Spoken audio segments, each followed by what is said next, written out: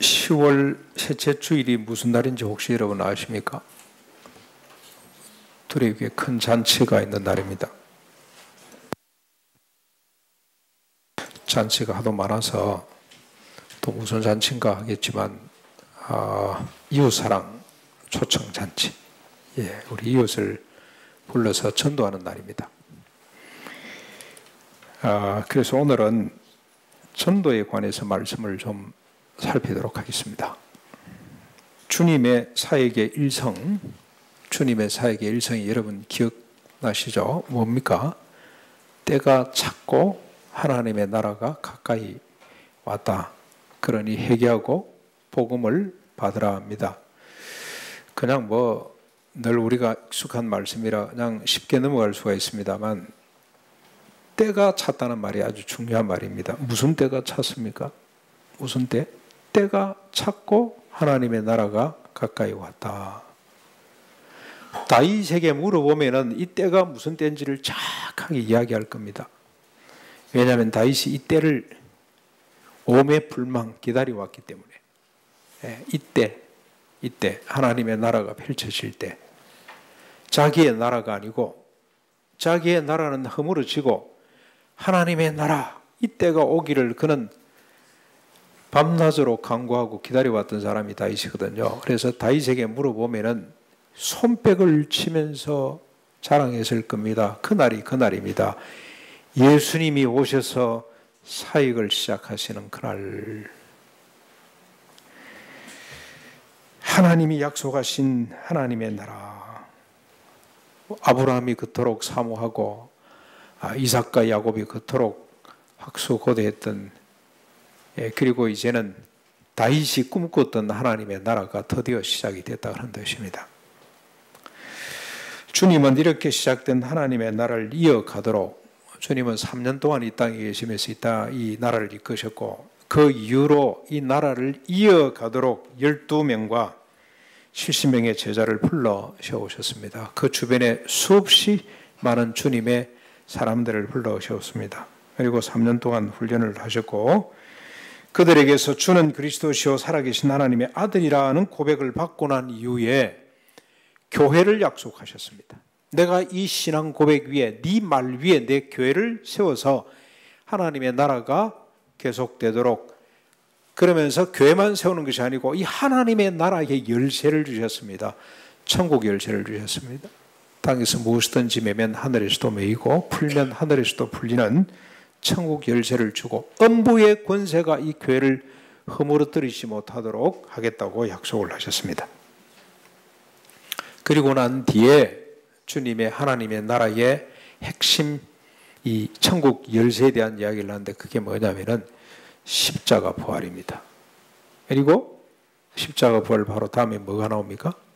자기를 부인하고 십자가를 치는 삶에 대한 이야기를 하셨습니다. 이게 천국입니다. 이 천국이 펼쳐지고 그 천국이 오늘 교회에 주어지고 하나님의 사람들에게 주어졌습니다. 실제 주님은 십자가 부활을 이루시고 난 뒤에 전도를 하나님 나라의 핵심 가치, 핵심 실천, 핵심 능력으로 주셨습니다. 마가복음 16장 15절 16절 또 이르시되 너희는 온 천하에 다니며 만민에게 복음을 전파하라. 믿고 세례를 받는 사람은 구원을 얻을 것이요 믿지 않은 사람은 정죄를 받으리라. 예수님의 사도 중 한 사람이었던 바울은 전도를 이렇게 말했습니다. 디도서 1장 3절에 자기 때에 자기의 말씀을 전도로 나타내셨으니 이 전도는 우리 구주 하나님이 명하신 대로 내게 맡기신 것이라. 골로새 4장 13절 또한 우리를 위하여 기도하되 하나님이 전도할 문을 우리에게 열어주사 그리스도의 비밀을 말하게 하시기를 구하라. 내가 이 일 때문에 매임을 당하였노라. 바울이 이렇게 전도에 매임을 당할 만큼 집중했던 이유가 있습니다. 고린도전서 1장 21절에 보면은 하나님의 지혜에 있어서는 이 세상이 자기 지혜로 하나님을 알지 못하므로 하나님께서 전도에 미련한 것으로 믿는 자들을 구원하시기를 기뻐하셨느니라. 이처럼 전도는 성도와 교회가 존재해야 될 목적이고 영광입니다.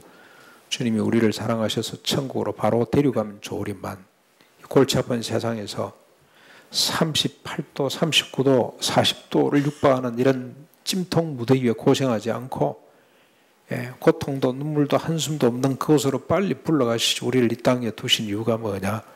이 하나님의 나라, 이 하나님의 나라를 위해 전도하고 복음을 전파하도록 우리에게 영광스러운 사명을 주신 겁니다. 그래서 우리가 존재해야 될 이유고 우리의 영광입니다.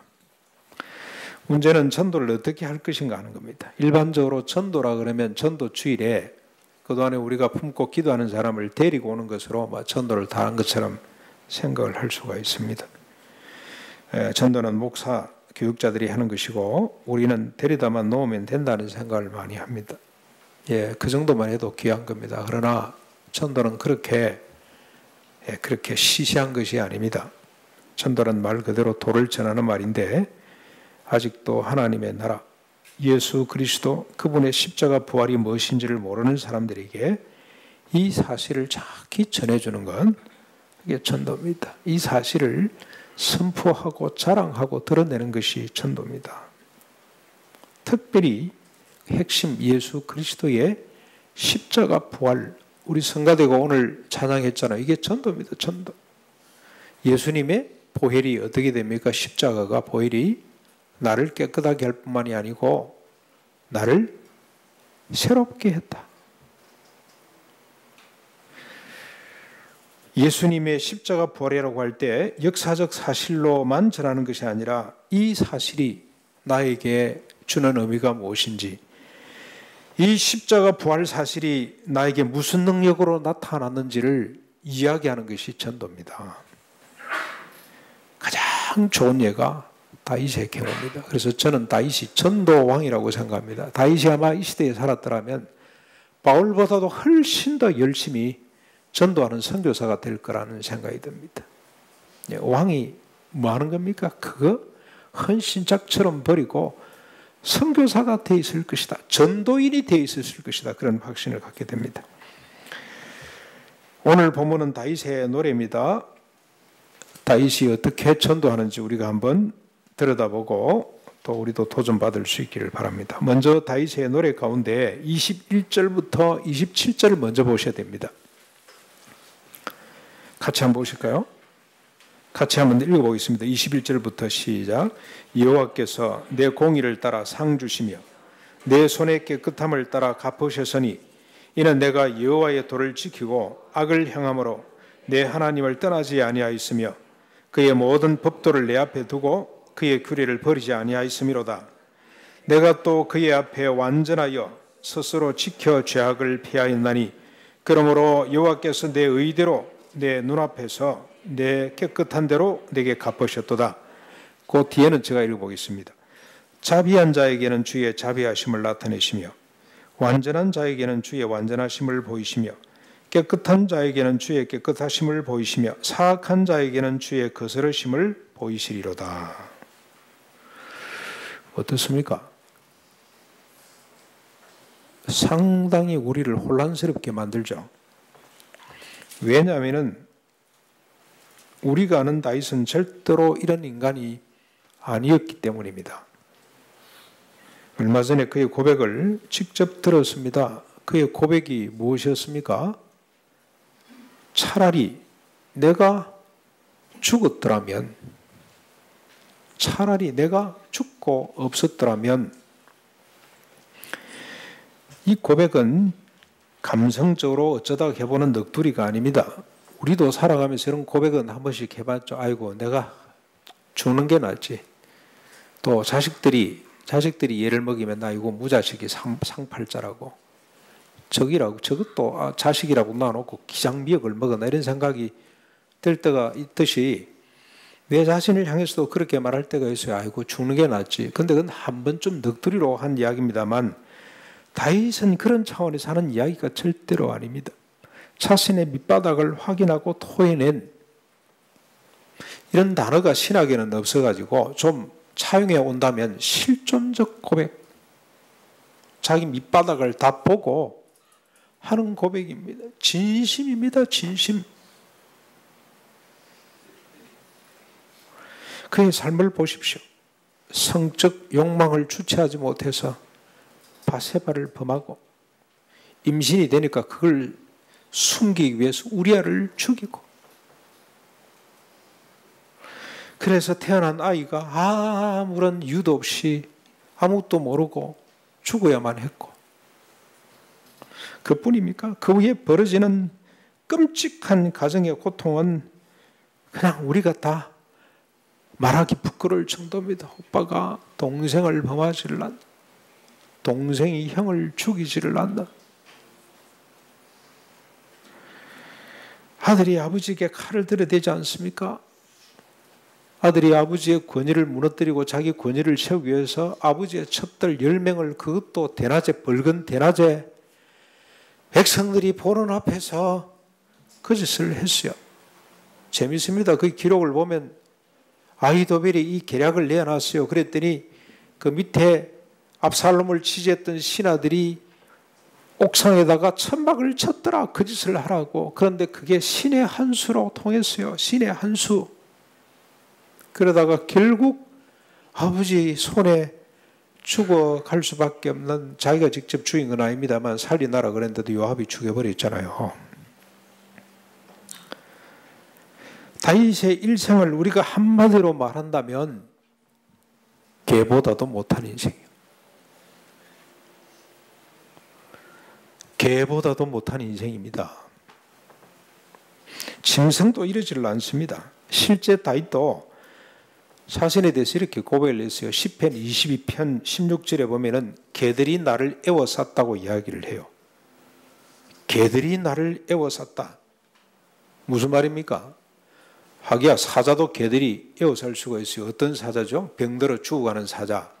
이제는 더 이상 목숨만 붙어있는 사자, 움직일 수 없는 사자들은 들개들이, 하이에나 떼들이 둘러서 있더라고 보니까 죽었다는 뜻이죠. 개보다도 못하다는 뜻입니다.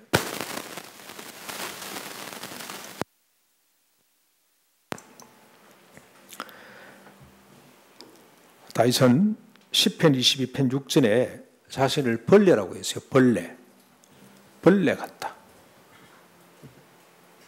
심지어 자기를 뭐라고 했냐, 시편 103편에 보면 먼지보다 못하다 그랬어요. 먼지, 티끌 같은 존재.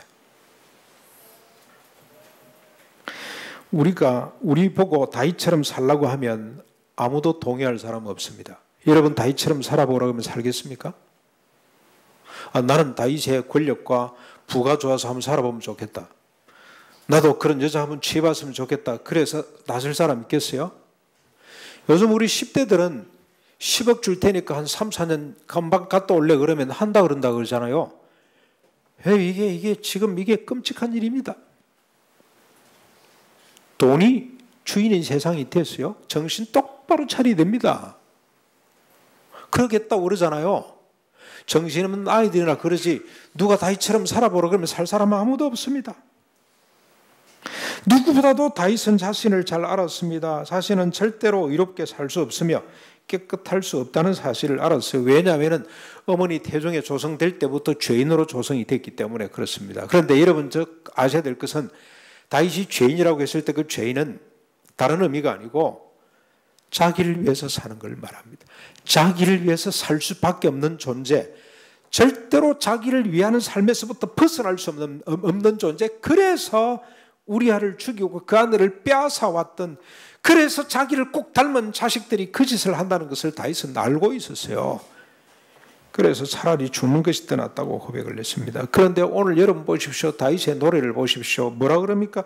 자신은 공의롭고 손이 깨끗하고 여호와의 도를 지키고 악을 향하지 않았고 하나님을 떠나지 않았고 모든 법도를 자기 앞에 두었고 그 규례를 버리지 아니했다고 말합니다. 마지막으로 뭐까지 이야기하냐? 나는 하나님 앞에서 완전한 자입니다. 그래서 하나님께서 자신의 의대로, 자신의 깨끗함대로, 자신의 완전함대로 갚아주셨다고 그렇게 고백을 하고 있어요. 이 고백을 우리가 어떻게 들어야 될 것인가, 어떻게 이해해야 될 것인가가 숙제입니다. 숙제. 우리가 다윗을 잘 아는데 그래서 어떤 사람은 다윗이 망령이 들었는가 보다. 나이가 많아서 치매가 왔나 보다. 다윗이 나이가 들어서 약점이 막 드러납니다. 몸이 너무 차지니까 몸을 데우기 위해서 결혼은 안 합니다. 성적으로 관계는 안 합니다만 젊은 여인을 뒀어요. 몸이 식어져 가니까 할 수 없는 거예요. 그 다음에 또 전쟁에 나갔다가 죽을 뻔했습니다. 그렇죠? 그래서 백성들이 언약을 맺었어요. 왕이여, 다시는 전쟁에 나가지 않기로. 왜냐하면 왕이 없으면 나라가 무너지기 때문에 전쟁에 나갈 수도 없었어요. 그 나이가 많아서 아마 이 양반 정신이 오락가락 해가지고 이 치매 현상이 나타난 건가? 어떤 사람은 이걸 자기 자신을 두고 하는 이야기가 아니고 후손들을 위해서 설교하고 교훈한 내용이라고 그렇게 해석한 사람도 있어요. 제가 가지고 있는 모든 자료에 보면 다 그렇게 돼 있어요. 후손들을 위해서 설교한 내용일 것이다. 그렇게 볼 수도 있습니다만, 그러나 다윗을 잘 몰라서 하는 소리입니다. 이 고백은 다윗의 망령도 설교도 아닙니다. 자신에 대한 확신입니다. 대신 지금의 자기 자신이 아니고 앞으로 나타날 자신의 자아상에 대한 고백입니다. 다윗은 걔보다도 못한 자신을 하나님이 먼저 사랑하셨어요. 먼저 구원해 주셨습니다. 이걸 믿었습니다. 그가 강구한 것처럼 다윗이 이런 차라리 죽었으면 좋겠다는 그 지점에서 기도한 내용이 있습니다. 근데 다윗은 이게 중요한 겁니다. 차라리 죽었으면 좋겠다 이런 고백을 다른 사람들은 안 합니다. 이걸 인정을 못해요. 인식을 못해요. 그런데 다윗은 걔만도 못한 인생임을 자기 스스로 인정을 했습니다.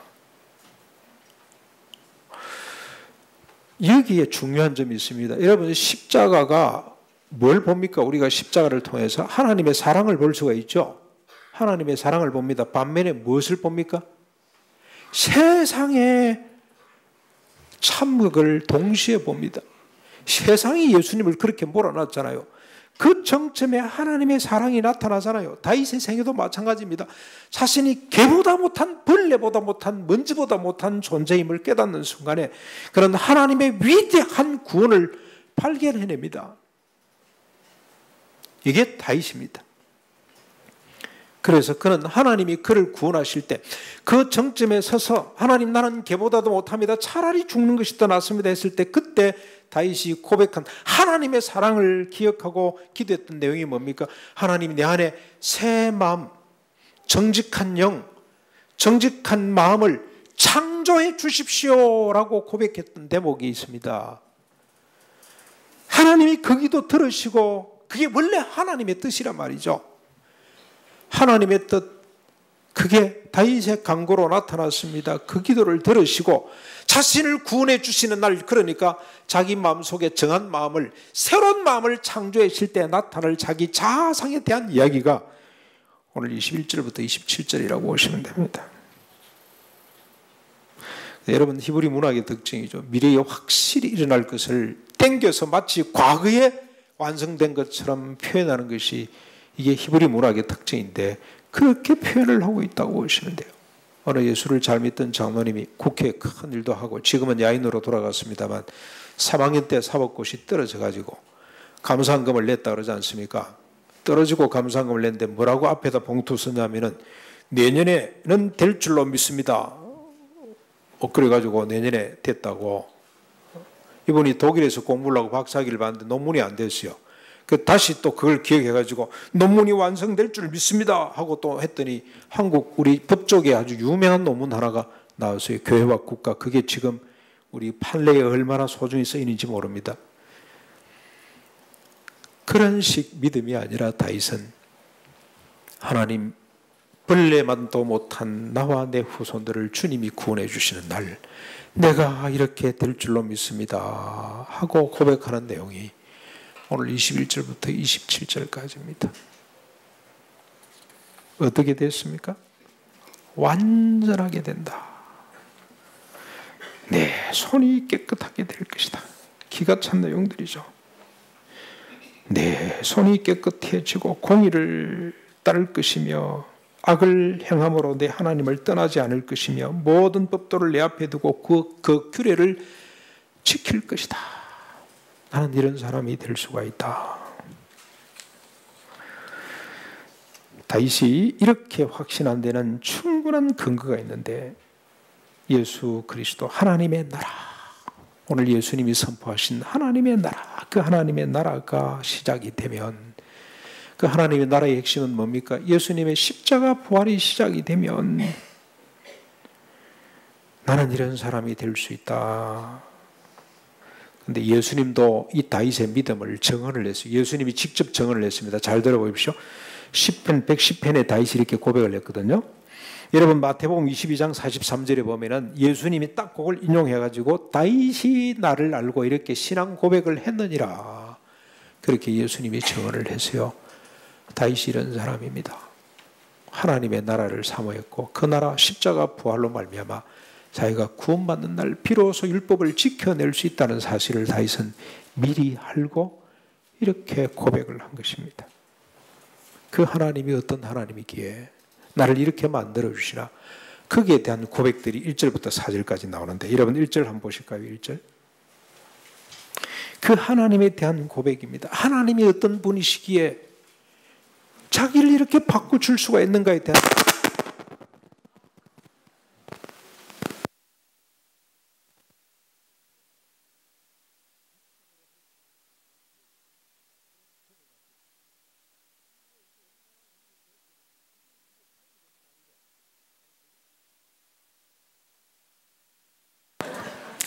다시 말하겠습니다. 교회는 우리가 이런 걸 안 가지고도 서로 소통할 수 있는 사이즈가 돼야 돼요.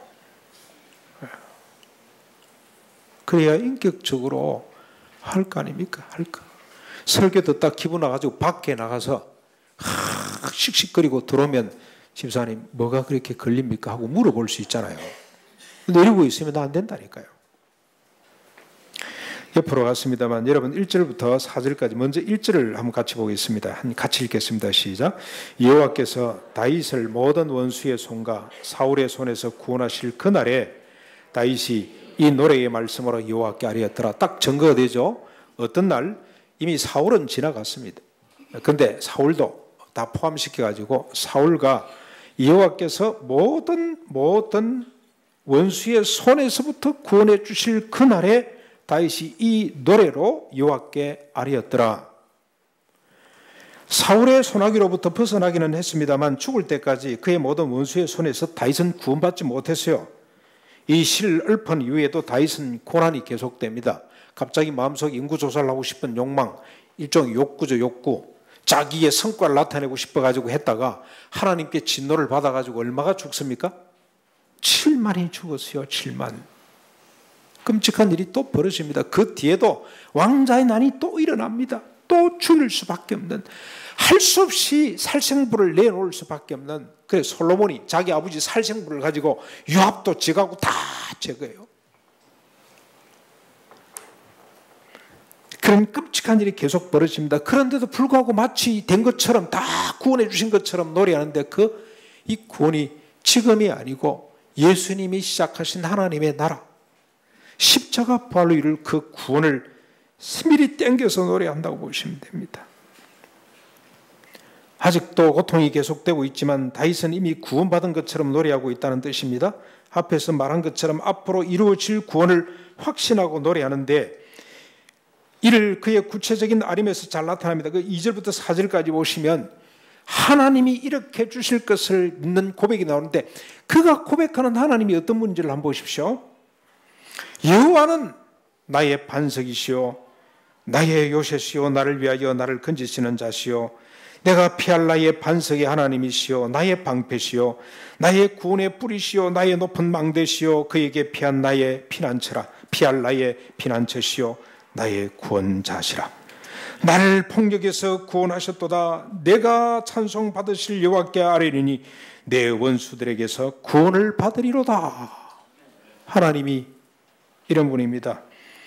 여기서 다윗이 고백하는 과거 시제로서의 나는 예전의 근데 그런 여기 나는 예전의 내가 아닙니다.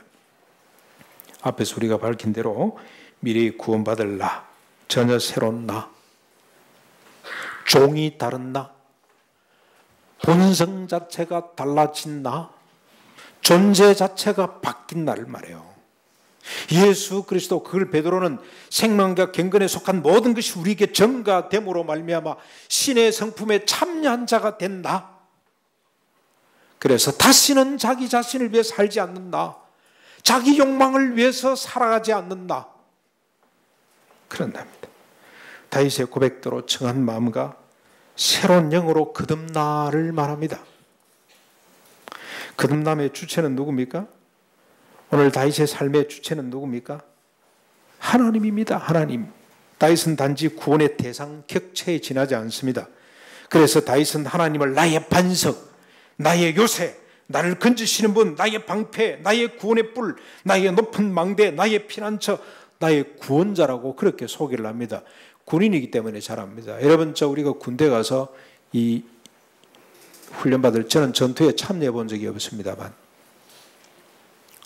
저희 아버님은 6.25 발발에서부터 끝날 때까지 3년 동안 참전했던 사람.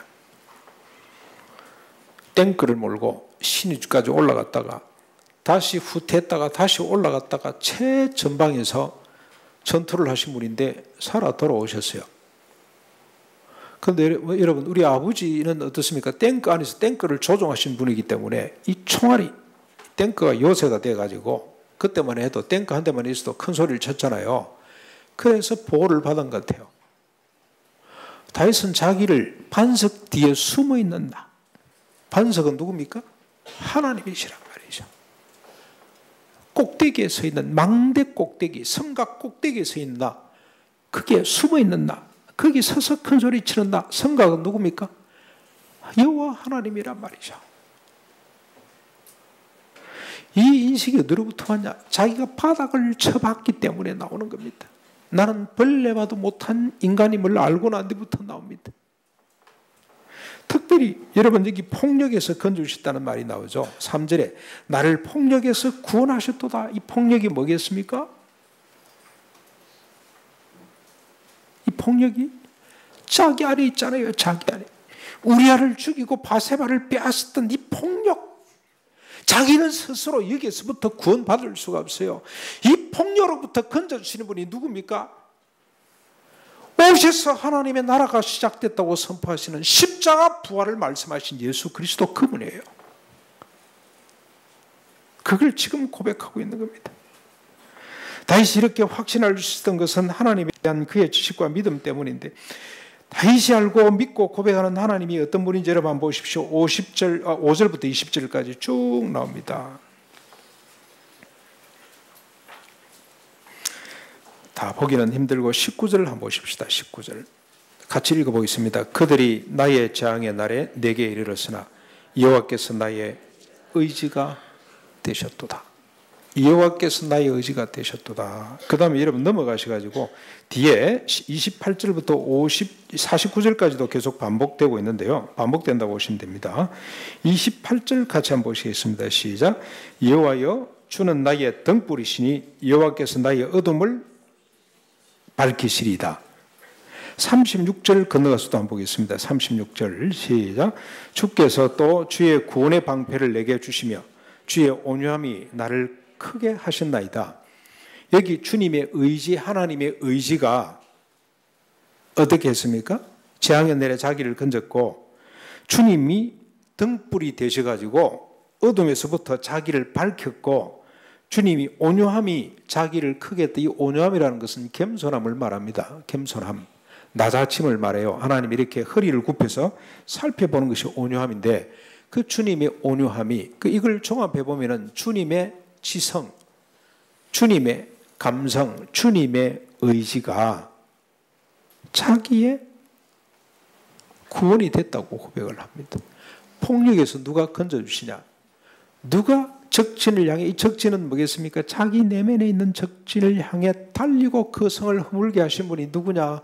하나님이 지혜로 밝혀주셨기 때문에 하나님의 의지가 내 의지가 되어서 하나님의 감성이 내 감성이 되어서 하나님에 의해서 하나님 안에 있는 자기 자신,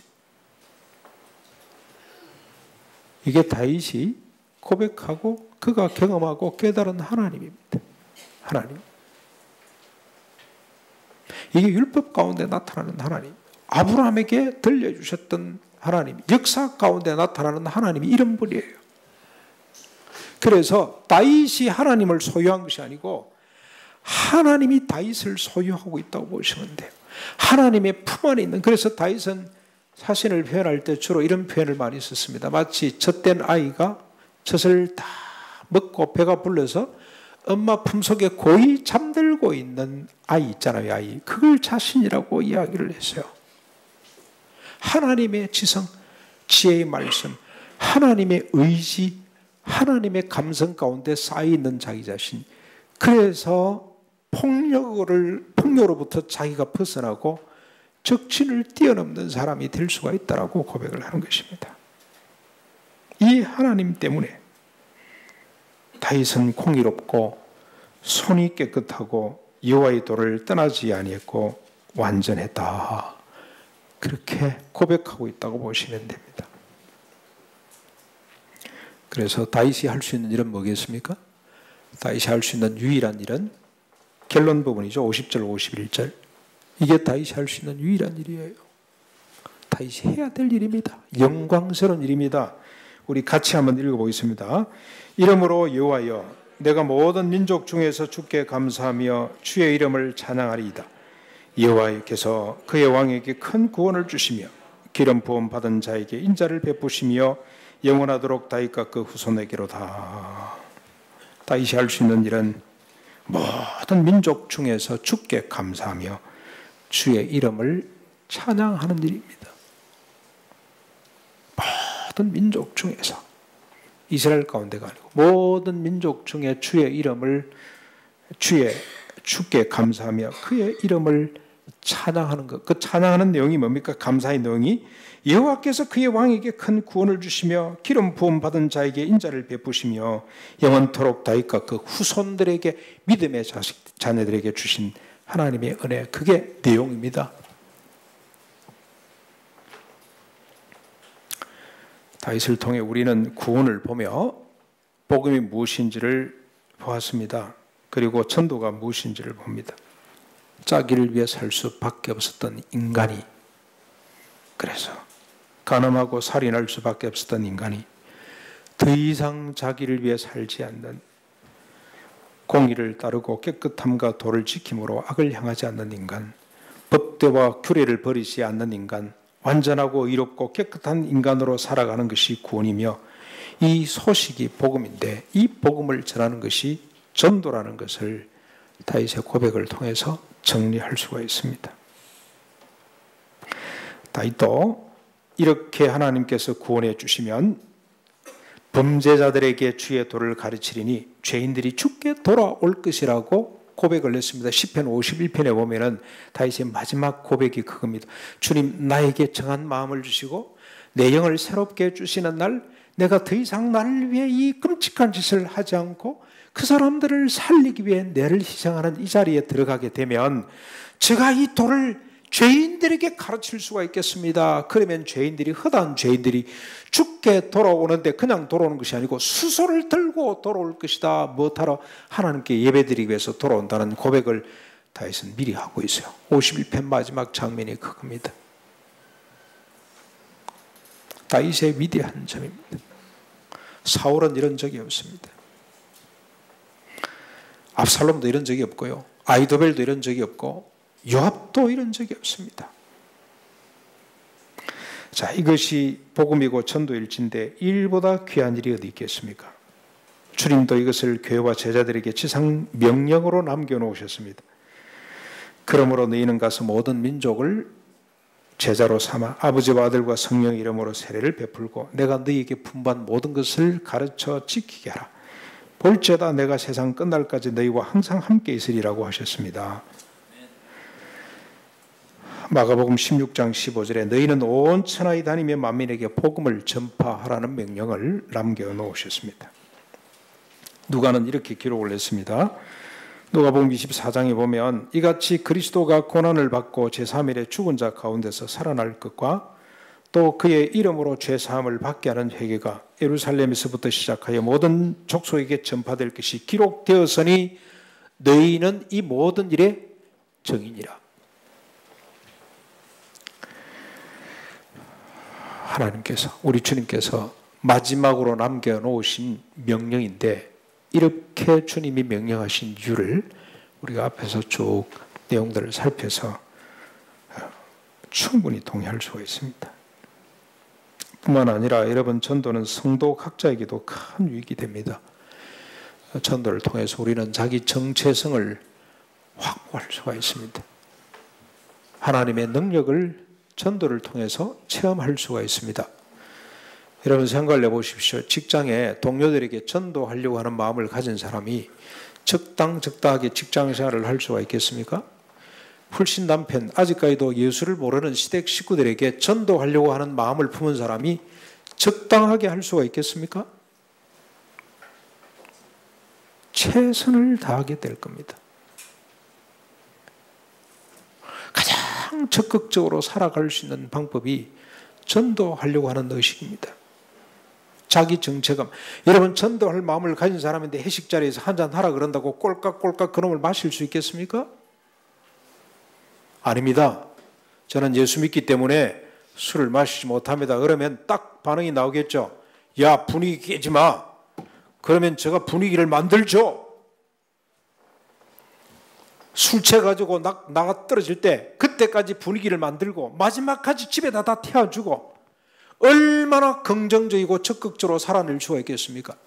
그런데 전도의 마음을 가지지 않으면 한잔 하지. 그러면 꼴깍, 두 잔 하지. 꼴깍, 2차 가지. 따라가고 야, 장구, 이중장구 좀 하지. 그러면 하고.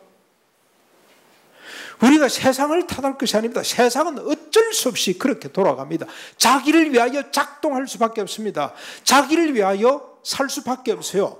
근데 우리 예수 믿는 사람들이 전도하려고 하면 자기를 위하여 더 이상 살 수가 없어요. 회사를 위해 살아야 되고 타다를 위해 살 수밖에 없습니다. 전도만큼 건강하고 적극적인 세상살이가 없어요. 제가 이 전도하려고 그러면 이 동네 전도해야 되잖아요. 동네 사람을 그냥 대할 수가 없어요. 이민섭 집사님 부인 되시는 분, 하루에도 몇 번씩 들여다 봐야 돼요. 드라마 사장 위로해야 돼요. 장사가 잘 되는지 제가 가서 살펴봐야 돼요. 저기 어촌 사장한테 찾아가서 살펴봐야 돼요. 장사가 잘 되는지. 요즘 콜레라 때문에 횟집이 잘 안 된다는데 가서 또 회를 먹는 거예요. 걸리면 어떡하지? 순교하는 거 아닙니까 그러면? 얼마나. 그래서 이 사람이 말이죠, 지금 손님이 없는데 찾아봤더니 90도로 절을 하면서 목사님 제가 빨리 한번 찾아뵙겠습니다.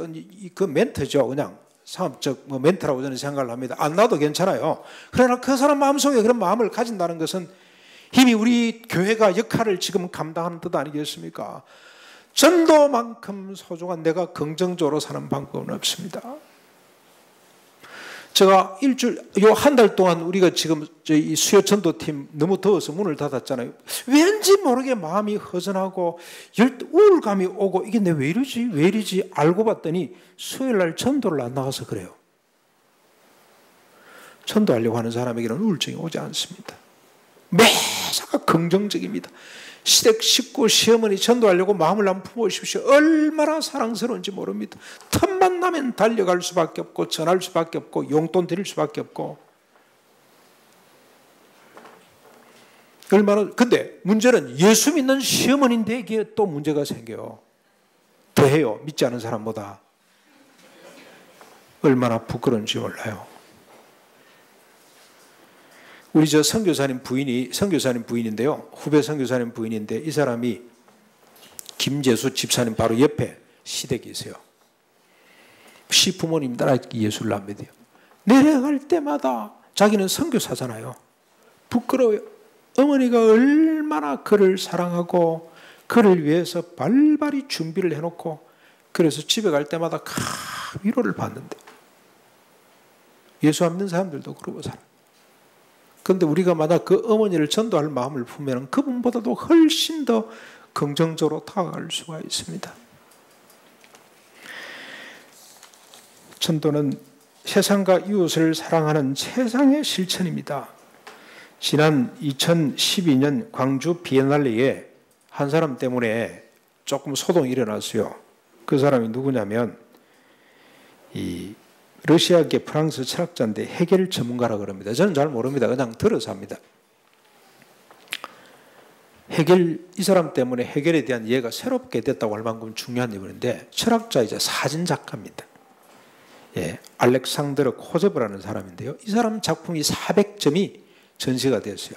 그래서 대한민국에 사진을 한다는 사람들, 예술을 한다는 사람은 다 달려가서 그 사람 작품을 봐야 된다. 이걸 안 보면 평생 후회한다. 이런 이야기가 나올 정도로 중요한 분입니다. 그 사람이 종교란이라는 책을 썼어요. 그래서 그 책을 제가 한번 봤는데 서문에 이런 내용이 나옵니다.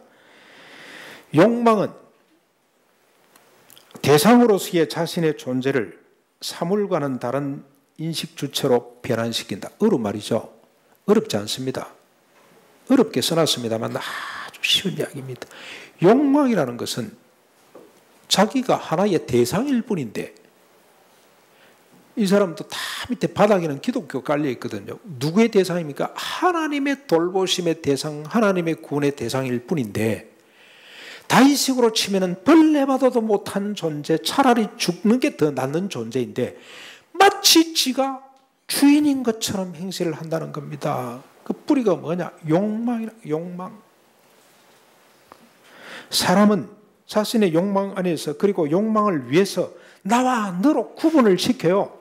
자꾸 자기를 더 크게 만들고 높이 만들기 위해서 타자를 자꾸 구분을 시키고 저급하게 만들고 깎아내리고 그렇게 한다는 겁니다. 얼마나 여러분 인간에 대한 평생의 사람들은 사람이 뭐냐, 인간이 뭐냐를 탐구한 사람들이잖아요. 나는 욕망의 나일 뿐이다. 따라서 인간의 현실은 생물학적 현실, 동물적 삶 안에서만 구성될 수 있고 유지될 수가 있다. 끔찍한 이야기입니다. 무슨 말입니까? 동물과 꼭 같다는 겁니다. 다윗은 짐승보다 못하다고 했습니다만 이 사람은 짐승 수준으로 낮춰가지고 우리가 욕망, 자기를 위한 욕망의 존재는 짐승과 꼭 같다. 생물학적 현실, 동물적 삶 안에서만 구성되고 유지될 뿐이다. 이 욕망은 인간을 불안하게 만들고 그리고 인간으로 하여금 행동하게 만든다. 이 욕망 때문에 날 불안한 겁니다. 우울증도 생기고 날 뒤진다는 생각을 갖고 그러면서 그런 생각을 또 많이 하려고 뭐합니까? 열심히 노력하는 거예요. 열심히 활동하고 열심히 뭘 만들어내고 그냥 목표를 정해놓고 투쟁을 하고 그렇게 산다는 겁니다. 그래서 욕망의 대상을 부정하고 파괴시킴으로써 새로운 욕망을 계속 충족시켜 나간다. 욕망 끝이 없기 때문에 그놈을 파괴하고 또 다른 욕망을 설정하고 또 나가고 또 파괴하고 나가고.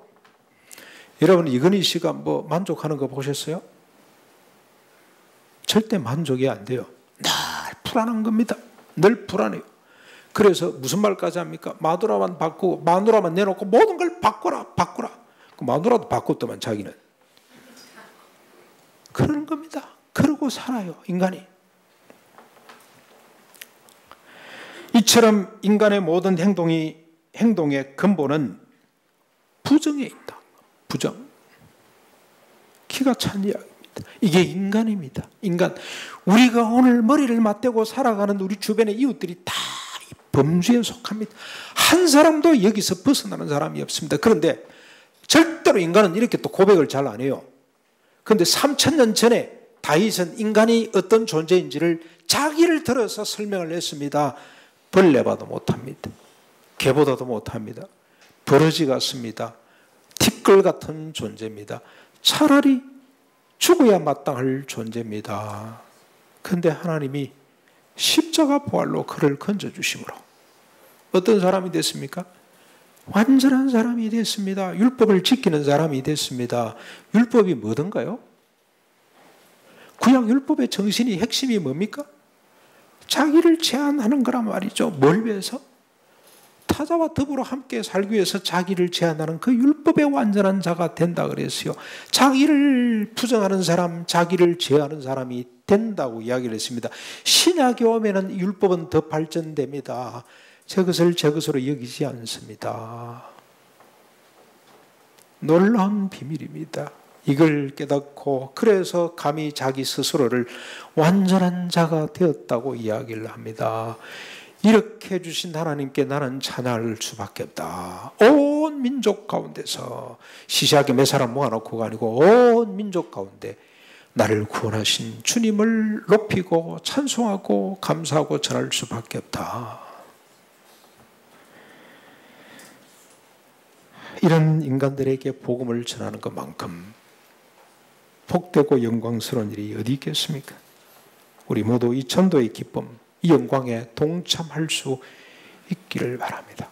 내가 먼저 누리시고 내가 먼저 경험하시고 예수 믿었더니 우리 자식들이 이렇게 잘 되고 이렇게 훌륭한 사람이 됐단다가 아니고 예수 믿었더니 우리 자식의 그 아픔을 송두리째 짊어지는 사람이 됐단다.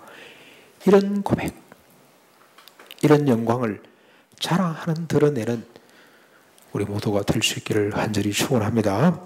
우리 말씀을 생각하면서 우리 찬송하겠습니다. 우리 기도가 이 찬송에 다 들었습니다. 272장입니다.